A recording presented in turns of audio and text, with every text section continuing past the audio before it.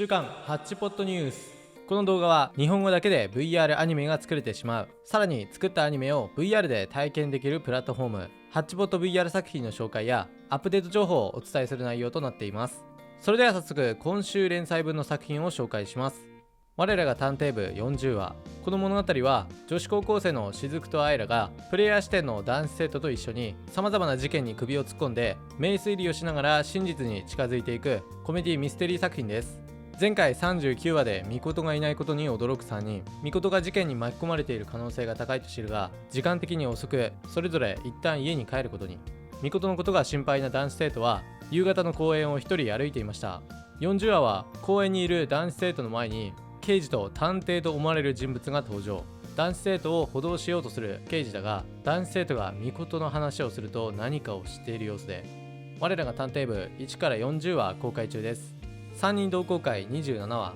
この物語は仲のいい3人、さくら、りく、てつ。仲がいいからといってその人の全てを知っているわけではない。3人それぞれの視点で物語を楽しむ新感覚な作品です。前回26話では恋愛ドラマの撮影現場を見に行く3人。りくはさくらとてつをくっつける。さらにかなことデートするため途中で2人と別れることに。公園でかなこと2人きりになって話しているりくにみゆが話しかけてくる。そこでみゆがかなこのことを知っていると言い出します。27話はりくと別れたてつの視点。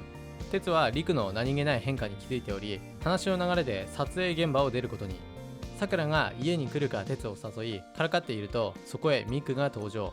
りくの秘密を暴露すると言い出し、3人同好会1から27話公開中です。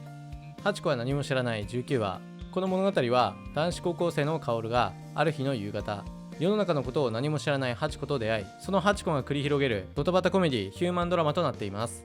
前回18話は自分の気持ちの整理がつかないまま公園前を歩くハチコ。そこへサーシャが現れてここまでの経緯を話すことに。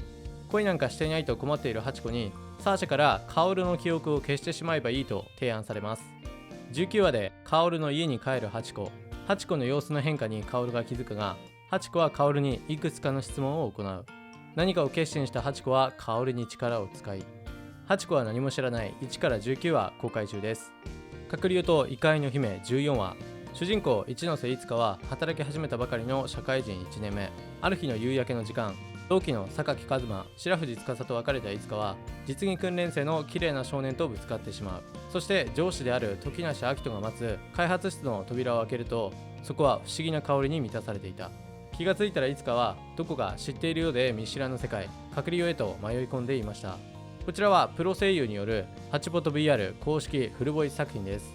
前回13話ではカズマをおとりに逃げ出すいつか。しかし男に止められてしまう。カズマと男が戦い出し、戦況はカズマが押される形に。カズマがやられそうな瞬間に知っている人物時梨明人が登場。14話でカズマと明人の2人で男を相手することに。明人の活躍もあり男を無力化することに成功。男は自分の名を如月正玄と言い、いつかは市議とのつながりがあることを確信する。市議の話を聞こうとするが、正玄は煙玉で逃げ出し。閣僚と異界の姫プロローグ1から本編14話公開中です。次に新作短編作品の初回。大親友は宇宙人でした。衝撃カミングアウト。この物語は仲のいい渋、シノ2人のやりとり。シノが悩みがあると言い、渋へ相談した内容はとんでもないもので、大親友は宇宙人でした公開中です。以上が今週連載分の作品紹介でした。今紹介した作品はすべてメタクエスト2での VR 体験や Android スマホでの視聴が可能なので、ぜひ概要欄のハッチポットストアからご覧ください。はじめの話は無料で見れますよ。次にお知らせ情報について。昨年行ったコシコニアオキタンボット VR アニメを作ろうイベントで優秀作品となった配信回数500回を超えたオキタンボットの日課とは。さらに特別賞になった異世界と現実世界にオキタンボットさんと星コニアさんのボイスがつきフルボイス作品となりました。どちらも楽しい話なのでこの機会にぜひご視聴ください。またハッチポット VR では VR 作品を作るクリエイターさんを随時募集しています。概要欄にあるハッチポットクリエイター登録リンクからすぐに VR アニメを作り始めることができるので、ぜひ登録してみてください。脚本があれば誰でも簡単に VR アニメ化できてしまいます。